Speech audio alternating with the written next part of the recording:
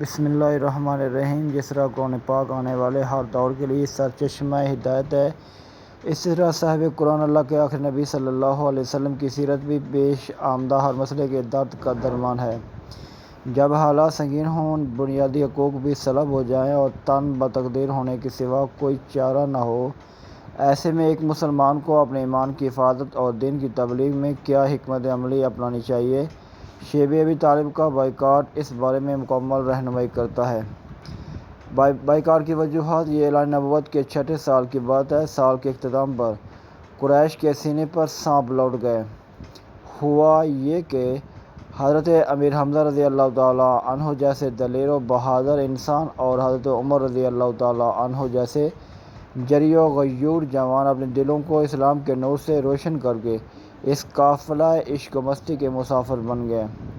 اسی دوران کافروں کے شاہ حبشہ کو مسلمانوں کے خلاف ورگلانے کی سفارت بھی ناکامی کا شکار ہو گئی۔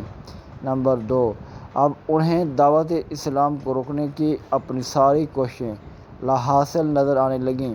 یوں انہوں نے فیصلہ کیا کہ جب تک مصطفیٰ یعنی رحمت صلی اللہ علیہ وسلم کی زندگی کا چراغ گل نہ کر دیا جائے تب تک ان کی مشکلیں ختم نہیں ہو سکتیں۔ نمبر 3، پہلے انہوں نے ابو طالب سے آپ کی حمایت سے دستبرداری کے لیے مذاکرات کیے۔ انہوں نے اتنا دباؤ ڈالا کہ ایک موقع پر آپ کے چچا نے بھی ہتھیار ڈال دیے اور آپ کو دعوت چھوڑنے پر آمادہ کرنے کی کوشش کر ڈالی۔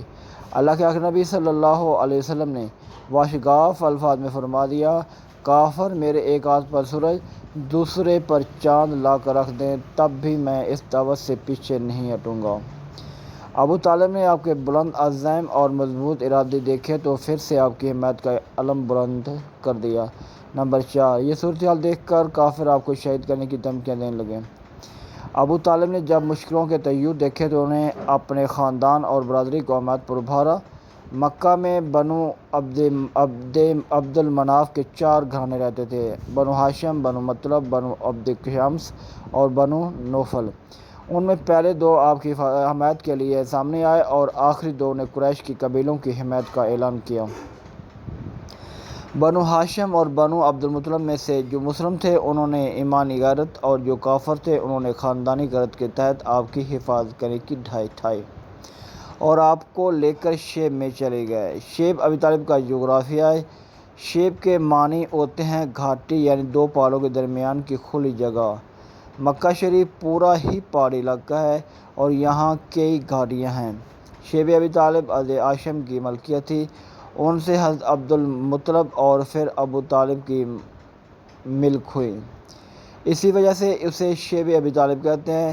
یہ گھاٹی 2 وجہ سے مشہور ہوئی، ایک تو یہاں مسلمانوں کو محاصرہ یعنی گھیراؤ ہوا، دوسرا یہیں سے مصطفیٰ یعنی رحمت صلی اللہ علیہ وسلم سفر معراج کے لیے تشریف لے گئے۔ یہ گھاٹی بیت اللہ شریف کے بالکل قریب تھی۔ ایک جدید تحقیق کے مطابق اس کا محل وقوع یوں ہے کہ جبل ابو قبیس اس شیب کے بائیں جانب اور خنادم اس کے دائیں جانب واقع ہے۔ یہ گھاٹی بیت اللہ شریف سے تقریباً 300 میٹر دور اونچائی پر واقع تھی۔ حضرت ہاشم کا کھدوایا ہوا کنواں بئر بزر اس گھاٹی کے دہانے پر یعنی شروع میں واقع تھا۔ اسی کنویں سے اہل شیب کی پینے کی ضرورت پوری ہوتی ہوگی۔ اس گھاٹی میں والد مصطفیٰ حضرت عبداللہ کا بھی مکان تھا۔ بعد میں خلیفہ ہارون الرشید کی والدہ نے اسی مکان کو مسجد میں تبدیل کروا دیا۔ دور جدید کے توسیعی کاموں کی وجہ سے یہ گھاٹی باقی نہیں رہی۔ اب یہاں ایک وسیع میدان ہے۔ بائیکاٹ کرنے کی وجہ: شیب میں چلے جانے کے بعد مشرکین کو احساس ہوا کہ رسول اللہ صلی اللہ علیہ وسلم کے ساتھ موجود افراد انہیں اکیلا نہیں چھوڑیں گے۔ اگر انہوں نے کوئی ناپاک جسارت کی تو خون کی ندیاں بہہ جائیں گی۔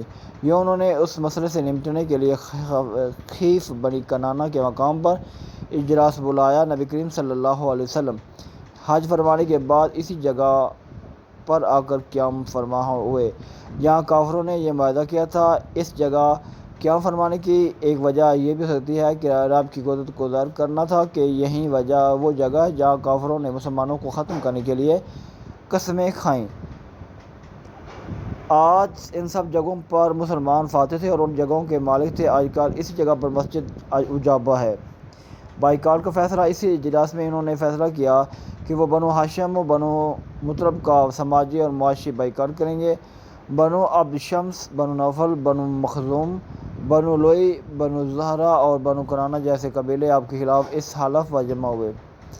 اس فیصلے میں انہوں نے طے کیا کہ قریش نہ تو رسول اللہ صلی اللہ علیہ وسلم اور ان کے ساتھیوں کے ساتھ بیٹھیں گے، نہ ان کے ساتھ لین دین رکھیں گے، نہ ان سے شادیاں کریں گے اور نہ ہی ان کے گھر جائیں گے۔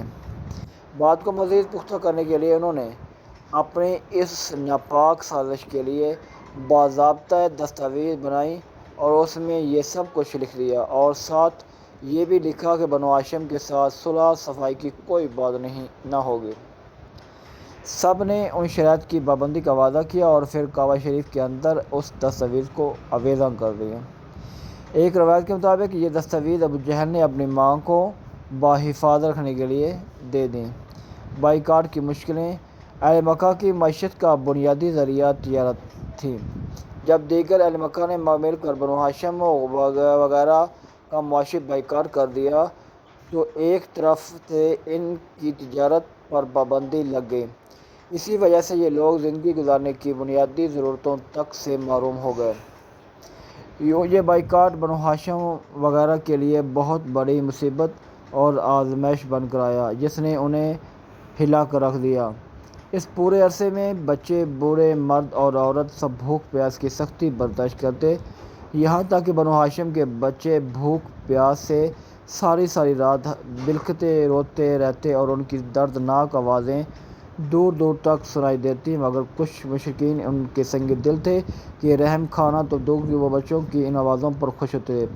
ستم بالائے ستم کی مشرکین نے اس گھاٹی کی ناکہ بندی بھی کر دی تاکہ کوئی امداد تک نہ پہنچ سکے۔ بازار سے کوئی کافر سامان بیچنے مکہ آتا تب بنو ہاشم میں سے کوئی اس سے سامان لینے کی کوشش کرتا، مگر مشرکین یا تو اس کا پورا سامان پہلے سے خرید لیتے، قافلے والوں کو مجبور کرتے کہ ان کے ہاتھ سودا مت بیچیں، یوں وہ ہاشمی خون کے گھونٹ پی کر رہ جاتا۔ ابو لہب جو ہاشمی ہونے کے باوجود شعب میں نہ گیا بلکہ وہ کفار کے ساتھ تھا، وہ اب ولید بن مغیرہ جیسے بے رحم کافروں نے اعلان کر رکھا تھا کہ اگر یہ لوگ کہیں سے سودا خرید رہے ہوں تو کوئی بھی ان سے پہلے سودا خرید لے، پیسے نہ ہوں تو تب ادھار کر دے، بعد میں ہم ادا کر دیں گے۔ ابو لہب تو یہ کرتا کہ جیسے وہی کوئی تجارتی قافلہ مکہ آتا اور مسلمان اس سے کوئی چیز خریدنے پہنچتے تو یہ تاجروں سے کہتا تھا انہیں اتنے دام بتاؤ کہ یہ کچھ خرید نہ کر سکیں۔